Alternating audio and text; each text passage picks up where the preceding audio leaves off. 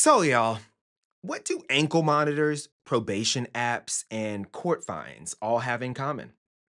They're sold as justice and priced like premium subscriptions.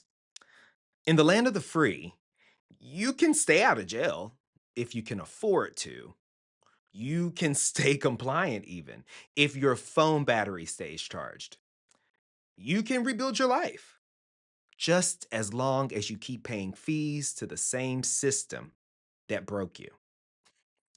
This isn't reform. This is revenue. And today, we're following the receipts.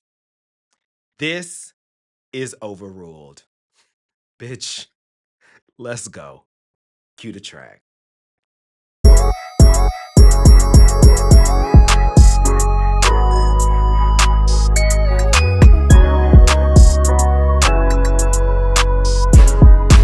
Welcome to Overruled, the podcast where we drag the legal system like it owes us restitution. Because it does. I'm your host, Jay, and today we're pulling the curtain back on the billion-dollar empire known as the American justice system. Not the kind you see on courthouse steps. I'm talking about the version buried under fines, fees, surveillance tech, ankle monitors, and private contracts so shady, y'all. They need their own attorney. This week's theme is freedom for sale. And we're naming names today. From courts turned collections agencies, to probation apps with a Venmo account, to Supreme Court rulings that gave private prisons a legal hall pass.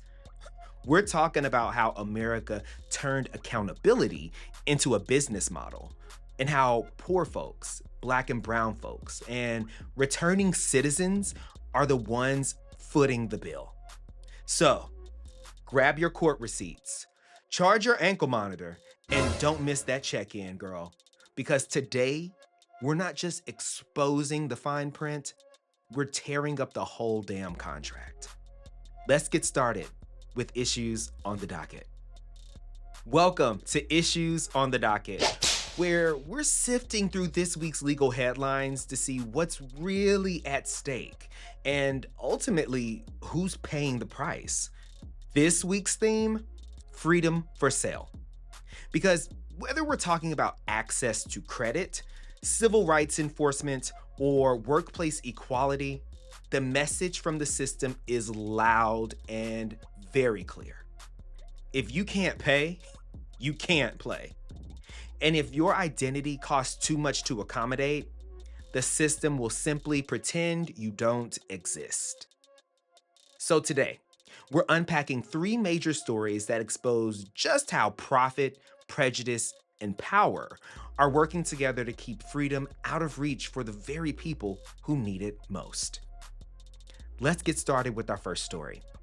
So our first headline talks about Connecta Credit Union paying DACA recipients after allegedly denying loans based on immigration status.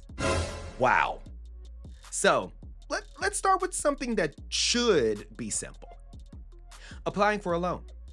You've got the job, you've got the credit score, you've paid your taxes, you've even have the legal right to be here and to work here.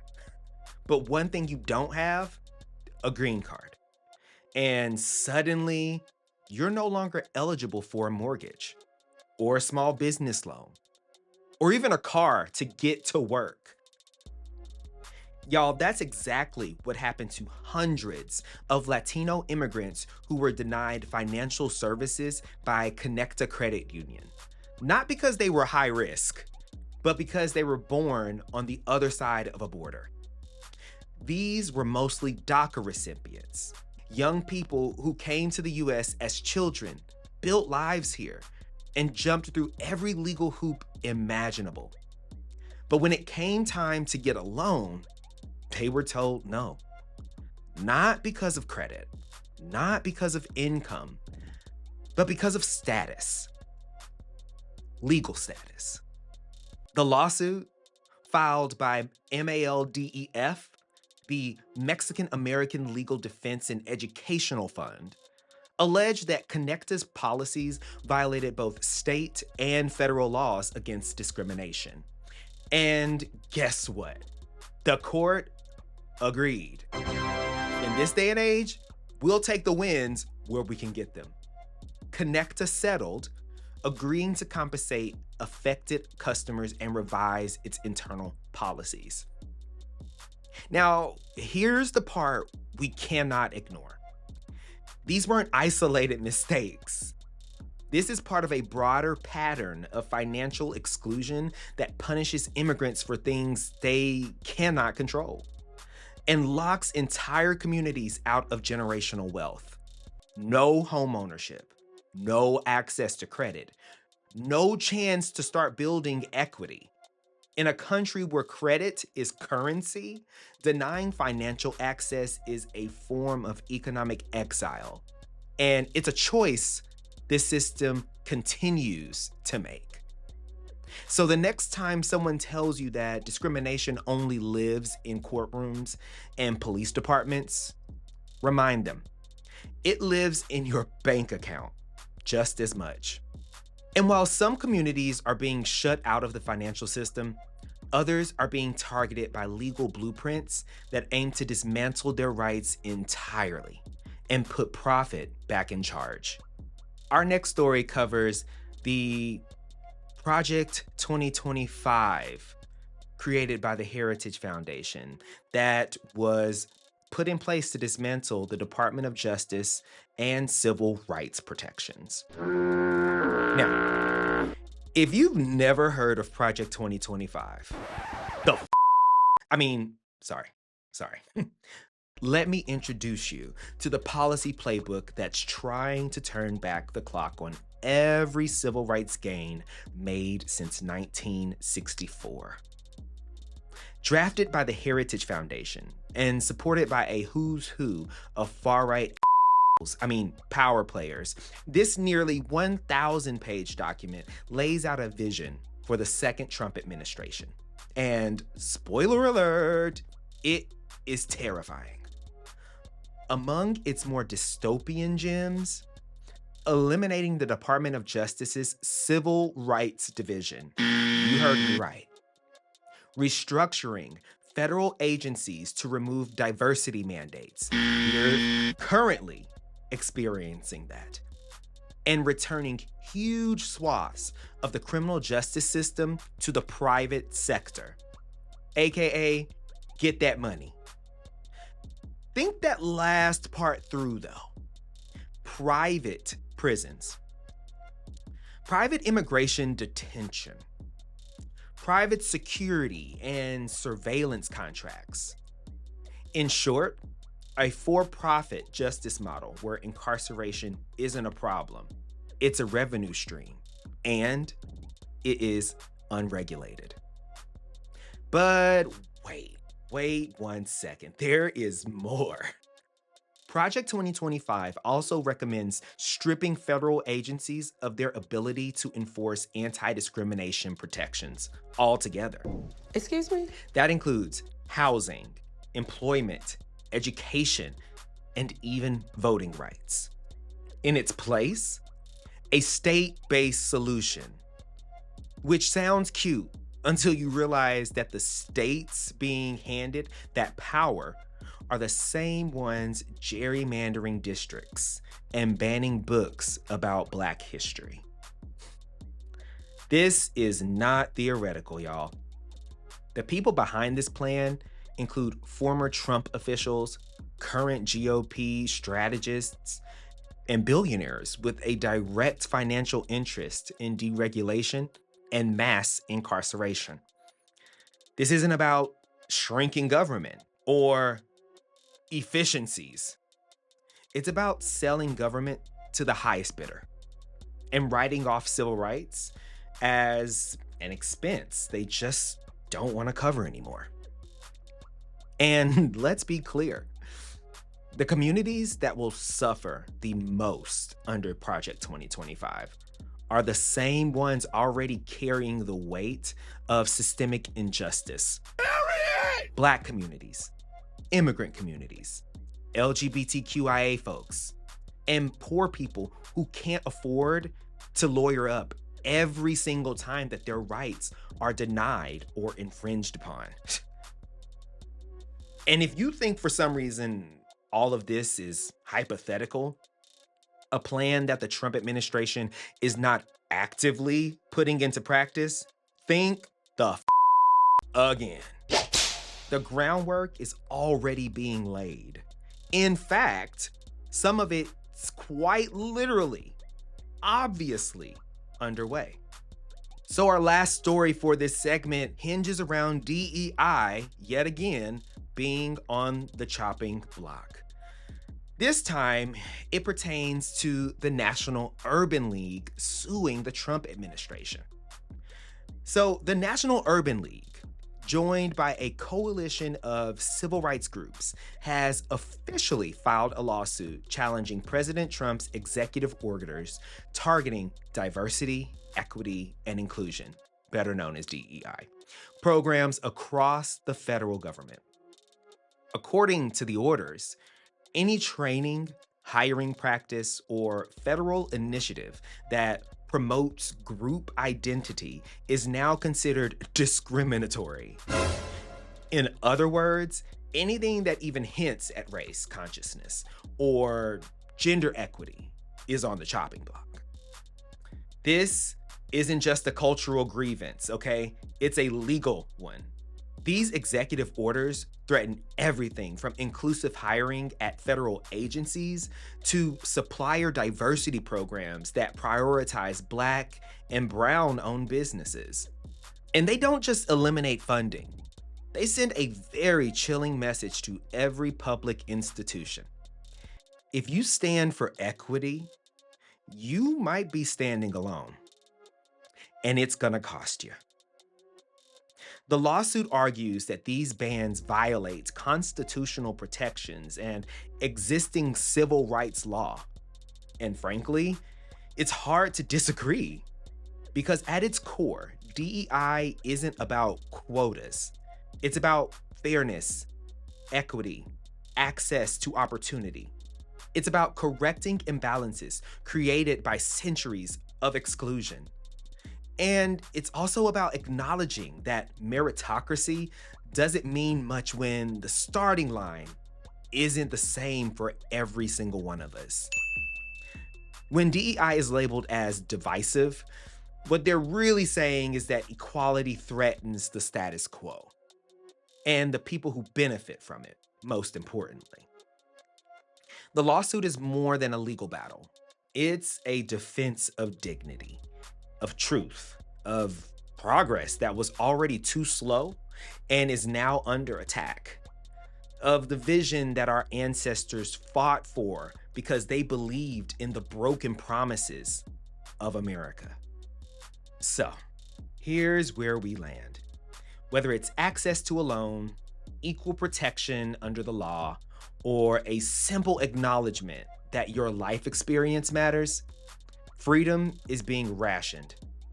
And for those of us living at the intersection of identity and inequality, that's not just frustrating, it's fatal. These stories might seem unrelated. A lawsuit here, a policy proposal there, but they're part of the same machinery. A system that sells justice to the highest bidder, criminalizes identity, and punishes progress when it threatens profit. Stay alert, y'all. Stay loud. I say it every week, and I mean it. And you know what? Stay with us, because today's episode is getting, it's getting juicy, and we're just getting started. Let's take a break. We'll be right back. What's going on, y'all? Hey, bestie. Welcome to the case that changed everything. The part of the show where we go back in time, dig through the court files, and pull out the case that cracked the system wide open. The one that didn't just change the law, it changed lives, okay? This week, We're spotlighting a case that built the legal firewall around one of the most profitable and least accountable sectors of American life: private prisons. This is the story of how one man's heart attack on a staircase became a Supreme Court case, and how that case became a legal shield for corporations that profit off of incarceration, abuse, and neglect. This is Correctional Services Corps versus Malesko. And this is the case that sold the Constitution to the highest bidder. Here we go. Joseph Malesko was a man trying to serve out his sentence and move forward. He was assigned to a halfway house in New York, run by Correctional Services Corporation, or CSC, a private contractor operating under federal oversight. A place that was supposed to be a step towards reentry, not a threat to his life. But here's what happened. Malesko had a known heart condition. His medical file clearly noted he wasn't supposed to exert himself unnecessarily. Yet, the facility manager decided that elevators were off limits to residents. No exceptions. So, Malesko, under orders, was forced to climb 5 flights of stairs to his room. One day, he suffered a heart attack while doing so, fell, and seriously injured himself. He survived, okay? So we can all rest assured. But he wanted accountability. Not revenge, not a payout, which many of us would be coming for. Just a chance to hold someone, anyone really, responsible for violating his constitutional rights. But that right there is where this story stops being about an elevator and starts being about elevation. The kind private prison contractors get from the legal system itself. Malesko sued under a legal doctrine known as Bivens, which also allows people to sue federal officials who violate their constitutional rights. It's been used in cases of police brutality, wrongful imprisonment, and medical neglect. Google it. But Malesko didn't sue the government directly. He sued Correctional Services Corporation, the private entity carrying out the government's responsibilities. And that's where everything fell apart. Malesko's case made it all the way to the Supreme Court of the United States, where the central question was this: can a private company hired by the government to run a prison-like facility be held liable under the Constitution for violating someone's rights? What do you think? You might think, of course. If they're doing the government's job, especially a job involving incarceration, they should be held to the same government standards. But the Chief Justice Roberts-led court disagreed.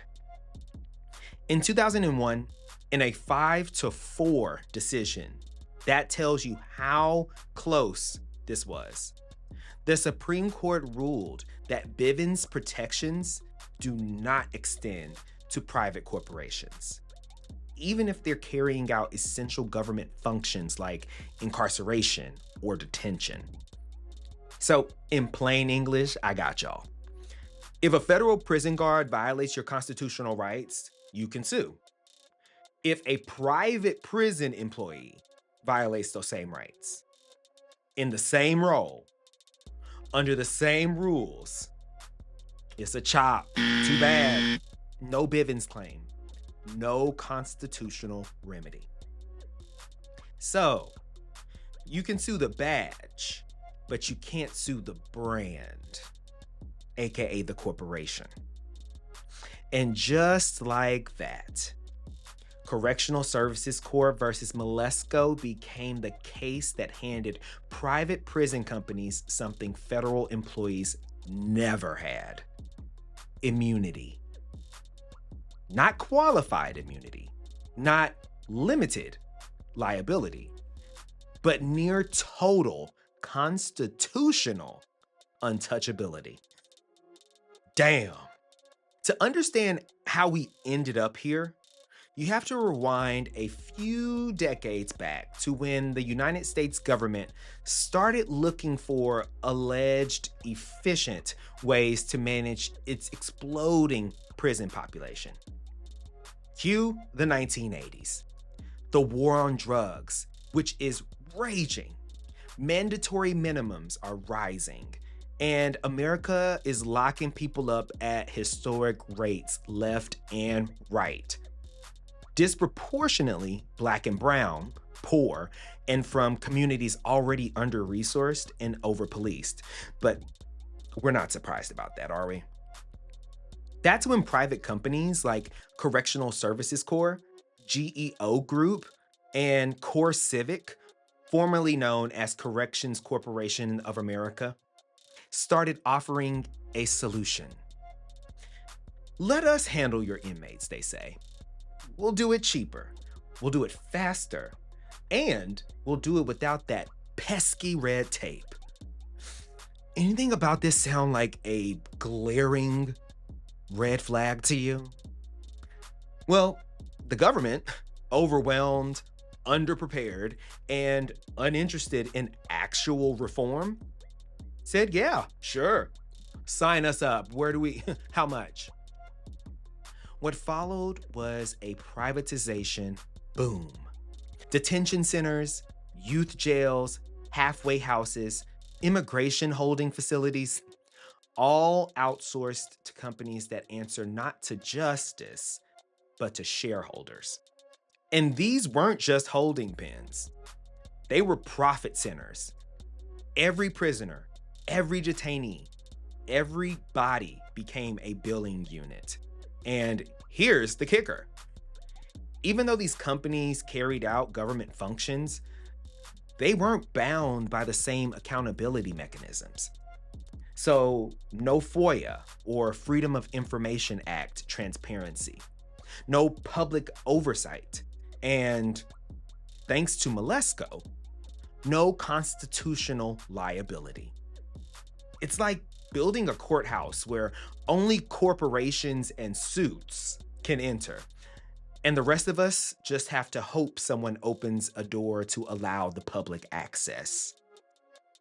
Now, today, the fallout from Malesko has been enormous and ultimately devastating. Since the ruling, courts across the country have dismissed lawsuits against private prison companies for everything from medical neglect to physical abuse to wrongful death. Why? Because plaintiffs can't use the Constitution to hold them accountable. Consider this. A diabetic man in a GEO-run prison who died after being denied insulin. A woman in immigration detention who was sexually assaulted by a guard. Trans detainees placed in solitary confinement for their own safety. Inmates forced into labor without pay. A literal modern-day twist on the 13th Amendment loophole. In each case, the constitutional claims either failed outright or were severely limited. Not because the abuse didn't happen, but because the abuser was wearing a corporate badge instead of a government badge. Oh, man. And don't forget, these companies make billions with a B. In 2023 alone, Core Civic reported over $1.9 billion in revenue. GEO Group, they raked in $2.3 billion in revenue. That money, it isn't just coming from incarceration. It's coming from detention, probation, electronic monitoring, and even rehabilitation services. All of which raises a very important question. When a company profits from punishment, what incentive do they have to prevent it in the first place? The system isn't broken as much as we want to say it is. It's actually carefully built. And Malesko is the brick they laid to make sure we couldn't tear it down from the inside. So, what can be done? Honestly, not enough, but not nothing. Congress could pass legislation explicitly allowing Bivens-style claims against private contractors. But given the political gridlock and heavy lobbying by the private corrections industry, with the same insidious firepower as Big Pharma, Big Ag, and the NRA, that's unlikely anytime soon. Some state courts have started to push back, holding companies accountable under state tort law or contract violations. But these cases are few and far between, and often get thrown out or settled quietly with NDAs, non-disclosure agreements. Civil rights advocates argue we need a fundamental shift in how we view justice. And I agree. Not as something that can be outsourced or bought, but as a public good with public accountability. And as the landscape of incarceration changes, with fewer people in prisons but more in home detention, probation, and diversion programs, we have to ask, are we ending mass incarceration, or are we just privatizing it into invisibility? Let that sink in. Because if a person is monitored 24/7, charged hundreds of dollars a month for a GPS ankle monitor, and jailed again if they can't pay, are they really free in the first place? Or are they just part of the next business model? Correctional Services Corps versus Malesko was supposed to be about one man's fall, one act of cruelty in a single hallway. But the Supreme Court turned it into a blueprint for immunity, and corporations built an entire empire on it. More than 2 decades later, we're still living in the shadow of that decision. Because the truth is, when justice is privatized, abuse becomes a business risk, not a moral failure. And in a world where rights are rationed and oversight is optional, Malesko didn't just change everything, it changed the rules of the game altogether. The game already set up for many people, including prisoners, to lose. Now, let me know what you think about this decision. What do you think about private prisons capitalizing on people who have made mistakes and are really just trying to do their time and become productive citizens like they used to be? Let's take a quick break and we'll be right back. Hey y'all, welcome back to Overruled. It's time for Exhibit Asterisk, the part of the show where we call out policies and programs that look like progress, but come with a hidden catch that turns justice into a scam. This week, we're looking at 3 reforms that are supposed to reduce incarceration, but in reality, they've just been rebranded as revenue streams. Think of it like Spotify, Apple Music, or Amazon, but for surveillance. You're not behind bars, you're just being billed for freedom. So let's take a look at our first story. Paying to not be in prison. So here's the setup. Picture it. Instead of putting someone in a cell, a court orders them to wear an ankle monitor, or check in with a probation officer, or serve out their sentence at home. That's what we call progress, right? But here comes the asterisk. In many states, you're the one footing the bill for your own surveillance. It's not something provided to you as a courtesy from the government. People on electronic monitoring often pay $10 to $15 a day. Doesn't sound like much, but that's $300 to $450 a month. More than some people's car notes, just for the privilege of staying out of jail. Some are charged even installation fees for the ankle monitor.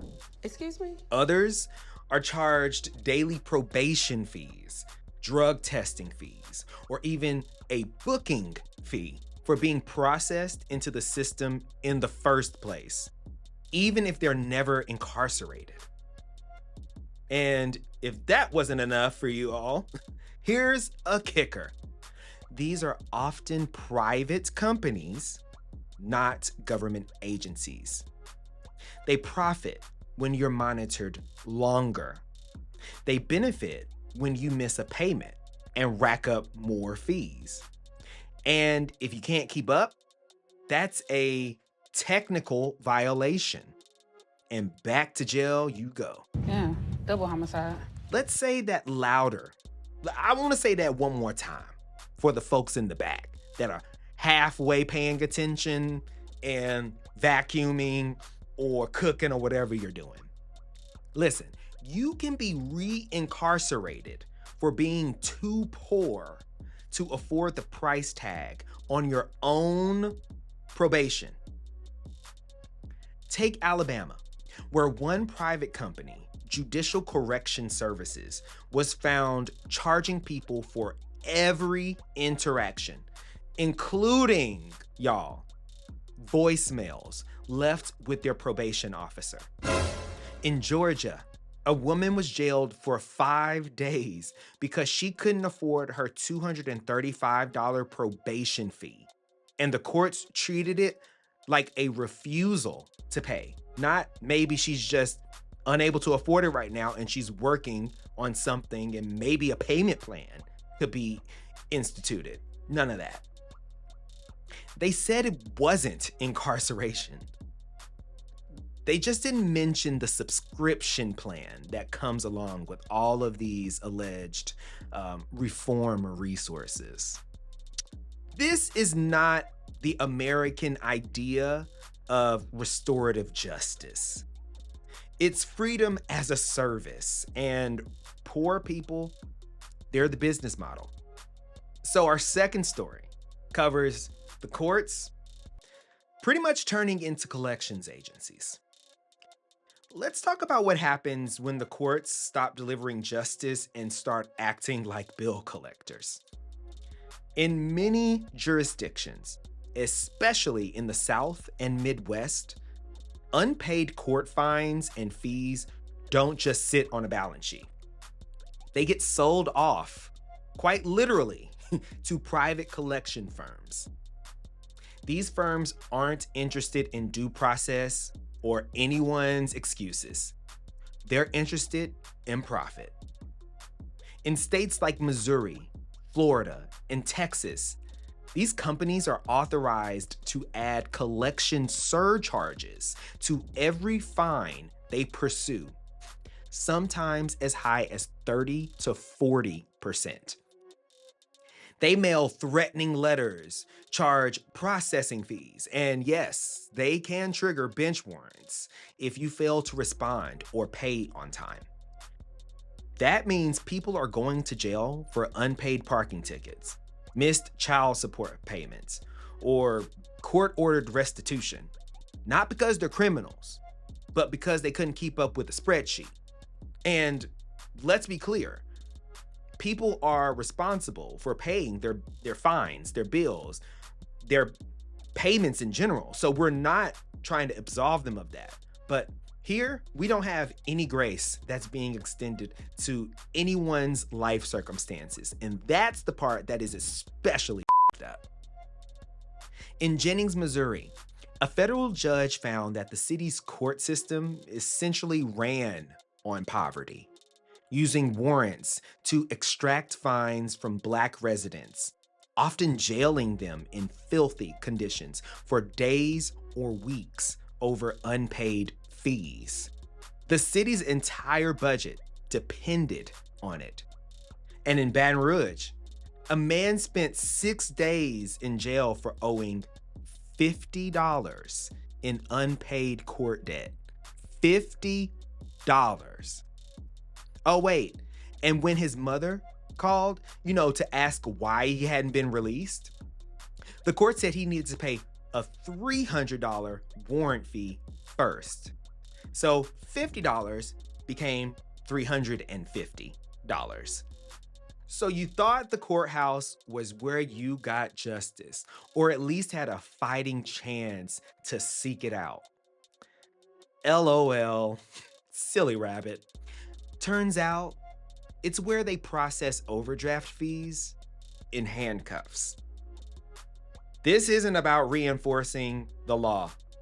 It's about weaponizing poverty, period. And the deeper you fall behind, the harder the system kicks you to keep you down and behind. Our last story in the segment is going to cover something we all use: Wi-Fi. Pretty much every single person uses Wi-Fi to connect to the internet, to the world, and engage with other people. But let's talk about how it impacts probation and the people that are ultimately castigated for their Wi-Fi connection. Let's wrap up with something shiny and new here, okay? Virtual probation check-ins. Sounds innovative, right? In theory, it's a great idea. Instead of showing up to court or a probation office, you log in from home. Saves time, saves money, makes the system more efficient. And here comes the asterisk, y'all. Many of these virtual check-ins are run by for-profit tech vendors, and each session comes with a fee. Sometimes it's $10. Sometimes it's $25. One program in Florida charged as much as $30 per Zoom check-in. It's not even a custom platform. Y'all using Zoom. What the hell are we doing? And just like with ankle monitors, if you can't afford to pay for your check-in, that's a compliance violation. Not only that, but these systems assume many things. They assume you have a working phone or computer, a private space where you can be uninterrupted, reliable internet, and unlimited data. Now ask yourself, I'm challenging you to connect this dot. Who doesn't typically have all of those things? Okay. Poor folks, rural folks, young people without stable housing, people who've just been released from jail or prison and are trying to get back on their feet, people who rely on prepaid phones or library Wi-Fi. A single missed check-in, y'all, even because of tech issues, can result in a court summons, a violation hearing, or even a warrant. In a case out of Arkansas, a 19-year-old missed 2 video check-ins because his phone broke and he didn't have a laptop. His probation officer filed a violation report. And as a result, He spent 3 days in jail waiting for a hearing. They're not punishing bad behavior. These people aren't trying to, abscond or ignore the court order responsibilities they have. They're punishing bad broadband. We've reached a point where staying free means owning the right phone, paying the right app fees, and never hitting 0 bars. It's justice on a data plan. And that's something those two things I never thought I would be connecting in one sentence. So, what do all these programs have in common? They're packaged as progress, sold as solutions, and aimed squarely at the same people this system has always targeted: the poor, the vulnerable, the disposable. From ankle monitors to collection threats to Zoom check-ins you have to pay for. This isn't a justice system. It's a billing department. And freedom? Well, that's just another line item in the American justice system. So, question for you. Will you be paying with cash, check, or charge? Coming up, this week's objection. We'll be right back. Well, here we are. Objection, Your Honor. This week, I object to the idea that this country can call itself free when freedom quite literally has a price tag. I object to a system that runs on the myth of equality while selling off justice to the highest bidder. And most of all, I object to the government's continued casual betrayal of the people it was designed to serve. Y'all, we have completely lost the plot. This country was supposed to be about liberty and justice for all, right? That's what we're told. But somewhere along the way, that turned into liberty for the wealthy and just us for everyone else. The United States government at the local, state, and federal levels has not just failed us, it has franchised failure. It's monetized failure, turned it into policy, turned suffering into strategy, and turned incarceration into investment portfolios. We were told prison was the punishment, but somehow freedom became the surcharge. And don't tell me this is new. It's not. Don't tell me it's a new way of thinking. No, this is decades in the making. Since the 1980s, we've been watching both parties hand our justice system to the highest bidder. Private prisons, for-profit probation, contractors billing the government for housing detainees in facilities where the food is barely edible and the medical care is optional at best. Want to stay out of jail? That's a $35 a day charge for your ankle monitor. Need to check in with your probation officer? Don't forget the $20 calling fee. Oh, and if you missed that $55 fine from court last month, there's a warrant waiting for you and a private collection agency getting ready to take their cut. This is not criminal justice. This is capitalist punishment. It is a vending machine version of freedom.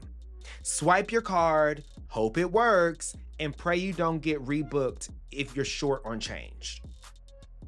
If you need a payment plan to stay out of jail, y'all, that's not freedom. That is not and freedom. That is extortion. Let's be clear. The US government didn't accidentally build this system. It knew exactly what it was doing from the very beginning. It made choices, strategic choices, budget choices, contract choices, legislative choices. And it made these choices knowing full well that the burden would fall hardest on Black and brown people, on immigrants, on poor folks, on single parents, on queer youth, on every community already bearing the weight of America's unfinished promises. The same system that turns traffic tickets into arrest warrants, that lets corporations duck and dodge lawsuits for abuse inside private prisons, that slaps fees on re-entry programs and calls it support, that jails people for failing to pay restitution and then takes a cut before the victims even see a damn dollar. That system, that's what they're calling smart justice.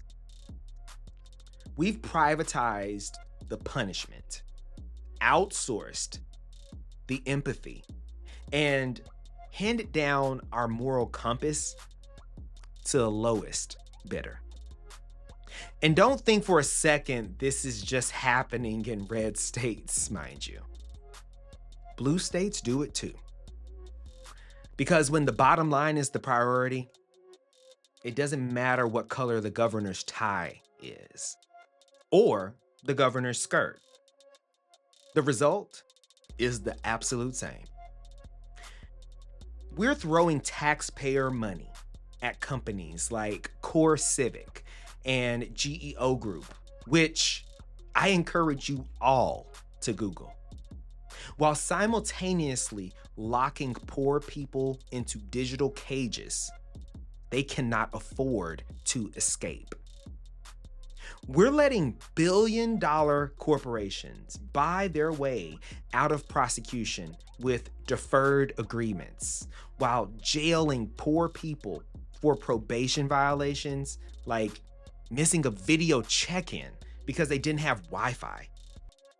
It's not a justice system. It is a business model, period. And it's one hell-bent on efficiency and not humanity. The law bends over backwards to protect the companies that monitor you, fine you, and jail you.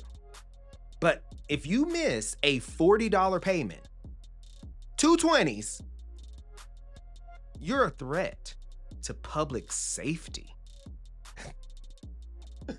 Bitch, objection, Your Honor. No, not objection. This isn't just an objection. This is an indictment of every politician who voted for a contract that turned ankle monitors into ATM machines. Okay? Of every judge who sets cash bail and shrugs when the defendant says they can't afford it. Of every single prosecutor who offers a plea deal with conditions that are impossible to meet for anyone working 2 jobs just to stay afloat. Of every policymaker who claims the system is broken while cashing those campaign checks from the industries profiting off that very brokenness.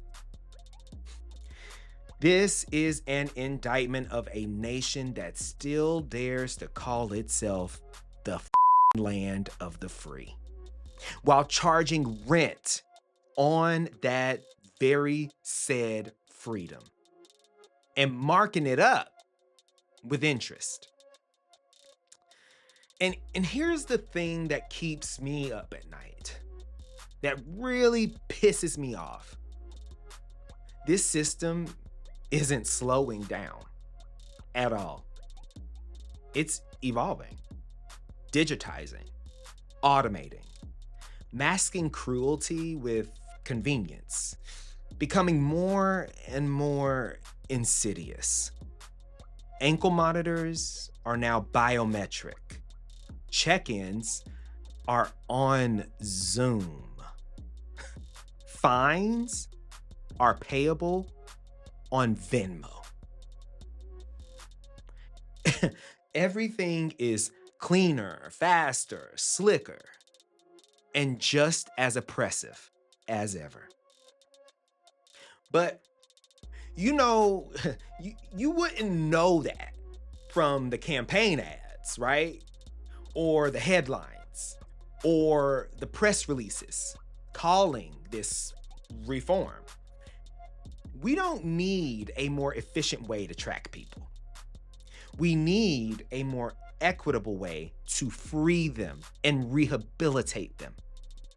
We need elected officials who understand that justice is not a revenue stream. We need public defenders funded like prosecutors. We need oversight with teeth that can sink in. We need a federal ban on charging people for their own incarceration. We need restorative justice, y'all. Justice that doesn't come with a damn copay. Because until that happens, we're not reforming the system like we purport. We're just redecorating the way prison looks. They said the system was broken. But honestly, y'all, it's not. It's working exactly as designed. And that design was never made with us in mind. So, yeah, I object. I object to freedom being a privilege instead of a right. I object to a country that punishes the poor while protecting the powerful. I object to the silence, which equals the complicity, which also equals the profit, the gaslighting. And I object to any version of America that demands everything from the people and gives damn near nothing in return and actively takes away any opportunities for those people to have any sort of generational wealth. You want to fix the system? Do you want to fix the system? Start by admitting who broke it. Hold those very people accountable. Then listen to the people who've survived it.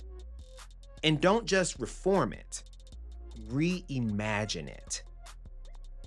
Radically, boldly, with honesty and accountability. Because we don't just want justice with an asterisk. We want justice with interest. Over 400 years of compounded interest, that is. Oh man, child, that's it for this week's episode of Overruled. And if you're fired up, good. You should be. If this country keeps selling off freedom to the highest bidder, then somebody's got to show up and read the damn invoice. And today, my friends, my legal eagles, we did just that. From billion-dollar prison contracts to check-ins with a check-out price, the American legal system is looking less like a safeguard and more like a sales funnel. And let's be clear, they haven't figured out how to monetize our outrage. Otherwise, it would be another line item. Not yet. So we're going to keep organizing, keep exposing, and keep telling the truth, even when it's uncomfortable, especially when it's inconvenient. If you learned something today, pass it on. Share this episode with your people. Tag your friends. Tag your reps.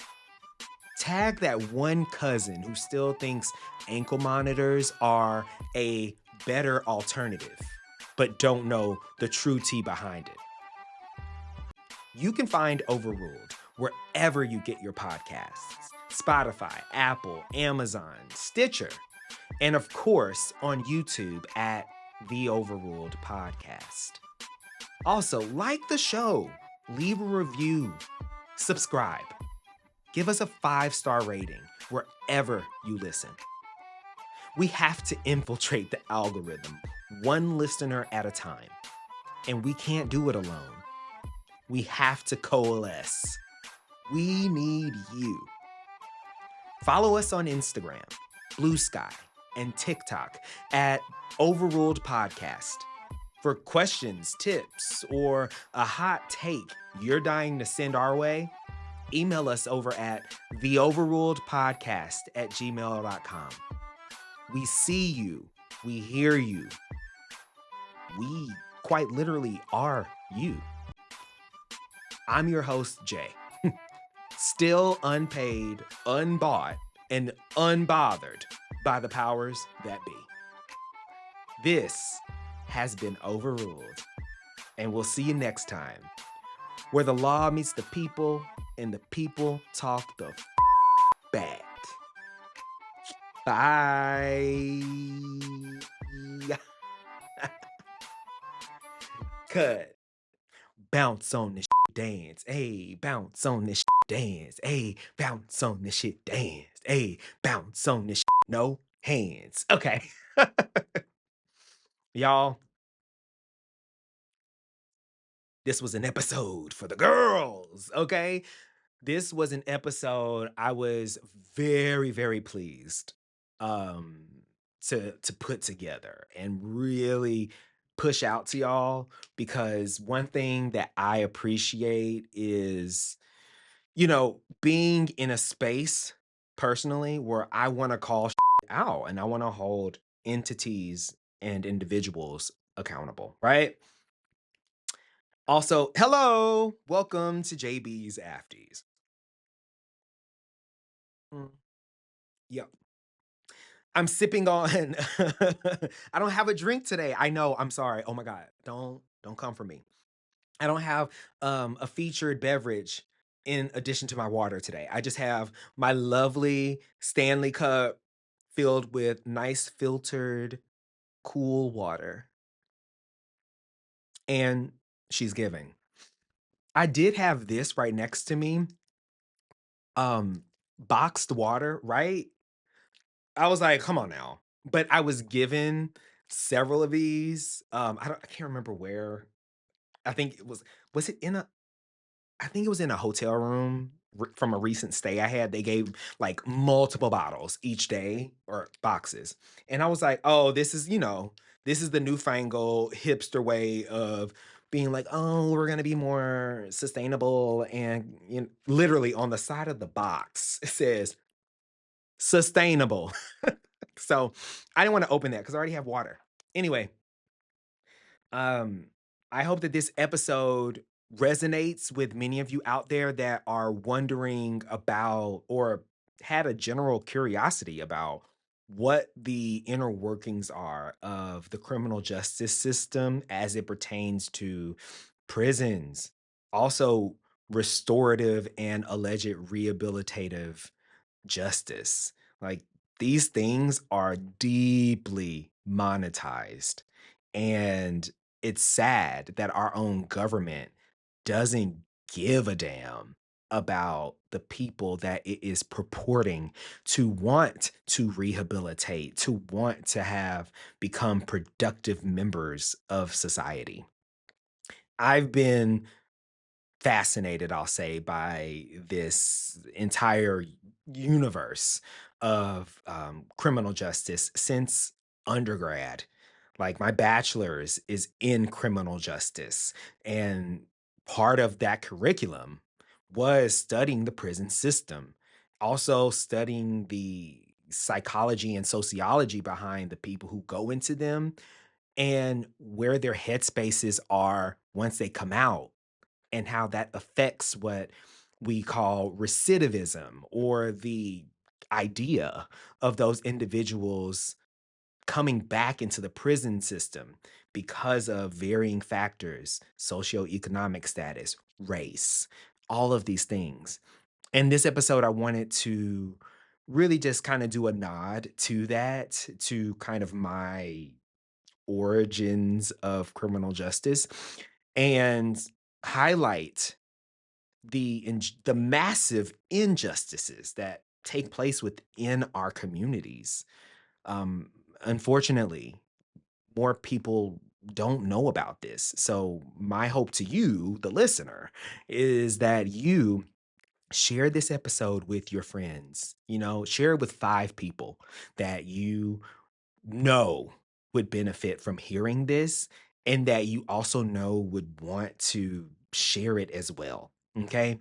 This podcast is still a very word of mouth vibe, and I'm going to keep doing my best to give you all the content that you want and the content that I know is necessary to be out in these, podcast streets, in these American streets. It's already lawless as shit.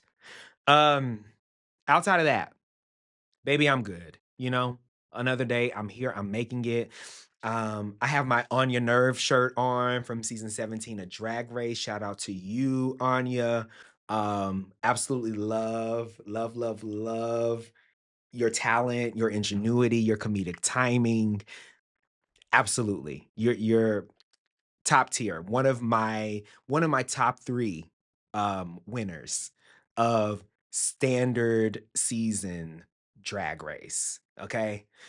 Big shout out to Simone. She's up there too, okay? And I'm not gonna tell you who the third one is because I don't want y'all you have to guess. But I have really a top 5. Anya's in the top 3. Um, so yeah, shout out to you. Anyway, I'm doing good here. Uh Getting ready for a busy weekend that I have ahead. Still need to do some more editing on the pod. And yeah, that's really it. A bitch is working her full-time job by day in tech. So this is something that is quite literally a labor of love that I do outside of that.